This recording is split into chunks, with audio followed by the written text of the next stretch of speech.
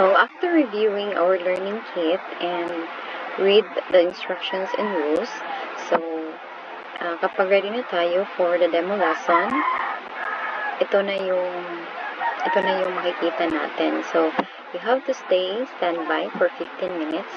Pero yung staff ay busy, so hindi sila proceed para for the demo lesson. So ito yung laman ng demo natin. So makikita natin dito ay yung script of conversation before the lesson. So merong guide yung teachers, just like what I said nga, na ito yung red, naka-red na font, ito yung gagamitin ni teacher.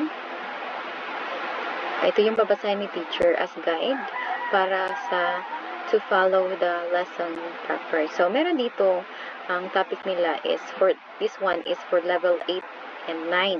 So this is daily news, science or technology, advancing flavor science, smart tongue.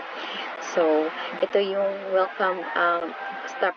If you begin the lesson, you have to say hello, welcome to Native Camp. I'm Teacher Chuck, may I have your name? So meron silang instructions dito and guides. So sobrang easy lang talaga magturo dito sa Native Camp. And then you have the directions, and then you have the words and phrases, the word and its definition.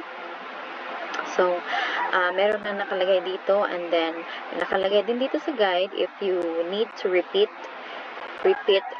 once. Okay, you will say, let's read a sample sentence, repeat after me once. So, ganito lang, repeat after me lang talaga yung gagawin natin dito sa Native Camp. And then we have the comprehension. So, listening focus naman dito. So, from time to time, ito yung gagawin natin is, ang i-instruct natin sa students is repeat after me lang. Ganon. So, meron din siya mga audio. And then, you answer the questions. And then, you let the student answer the questions. So, you'll say, I'll read the question and please say your answer out loud. And then, let's start with number 1. So, here is the number 1. Yan yung number 1. So, may note dito sa gilid. Note, if the student has a hard time answering some questions, provide clues on where answers are found. So, meron dito mga sample answers like dito, what did a research team develop? So, yung answer dito, sample answer is, a research team developed an artificial electronic tongue system that mimics the human sense of taste. Yan. So, after answering the questions, after the student answered the question, so, gagawin mo, great, now let's move on to the next activity. Mababasa mo yung sasabihin mo dito sa gilid. And so on, and then we have the discussion, same talaga, sobrang dali lang talaga dito.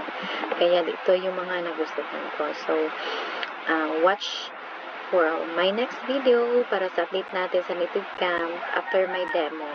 See you!